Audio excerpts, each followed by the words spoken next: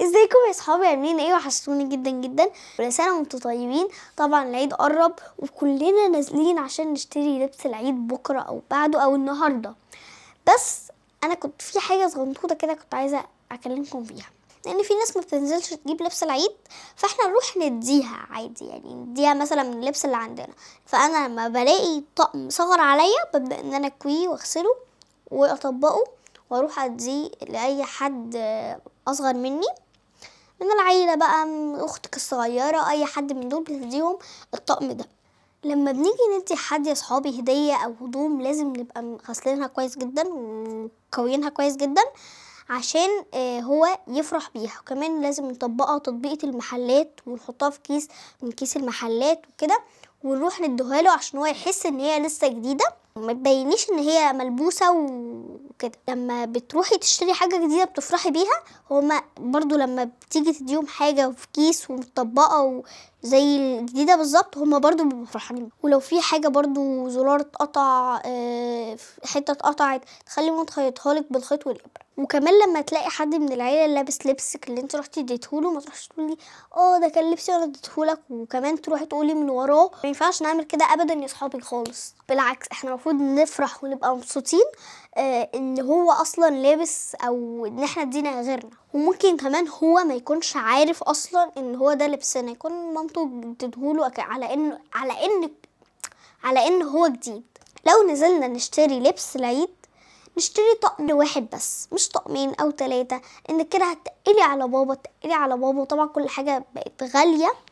فخلينا نشتري طقم، يا ممكن نشتري طقم العيد ده والعيد الجاي برضو نلبس نفس الطقم.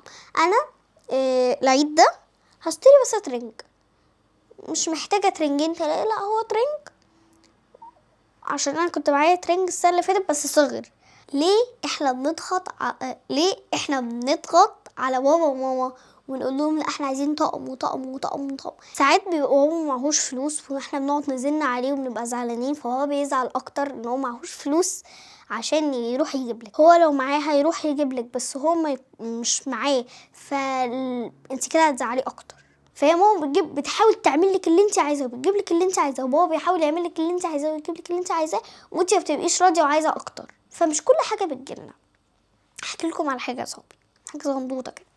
انا كنت السنه اللي فاتت عايزه اروح رحله، فبابا كان ساعتها مركز في حاجه ومدخل فلوسه في حاجه واحده، معهوش يكمل بحاجه تاني او يدخل في حاجه تاني. بس قلت له بابا انا دلوقتي عندي رحله وعايزه اروحها الصراحه وفعليا صحابي كلهم رايحين وانا عايزه اروح مع صحابي يعني كده. فبابا كان موديني الرحله اللي قبلها، فقال لي بص يا رويده، مش كل حاجه احنا بناخدها، في حاجات لازم نتعب عشان نجيبها، في حاجات ما ينفعش ناخدها اصلا او هناخدها بعد كده. فانا اقتنعت وقلت خلاص مش مهم، اللي راح ورجع، وكنت انا فرحانه بيهم واقول لهم ايه الرحله حصل فيها ايه، اللي هو عادي يعني.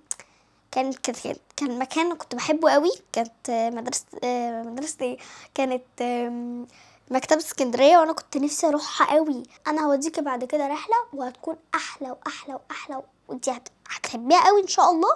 هوديها لك وهروح انا اوديكي مكتبة اسكندرية بس لما تكملي 10 سنين. انا طبعا فرحت واقتنعت جدا، يعني كنت فرحانة جدا ساعة ما هو قال لي كده وكنت مقتنعة جدا. فعادي انتي تروحي تقولي لبابا وما تروحيش بقى تدمري، ولما هو يقول لك معلش هوديك الرحله الجايه وهتبقى رحله احسن ان شاء الله، تقولوا فخلاص مش مهم الرحله بقى راحت خلاص وصحابي راحوا وفرحت ليهم ويعني كل حاجه. وده يعلمنا يا صحابي ان احنا نكون راضيين. اصلا يا صحابي مفروض ان احنا نرضى، ودي اسمها قناعه، ان انتي ترضي باللي باباكي او اللي مامتك ادهولك او جابهولك او اي حاجه من اي كان. يعني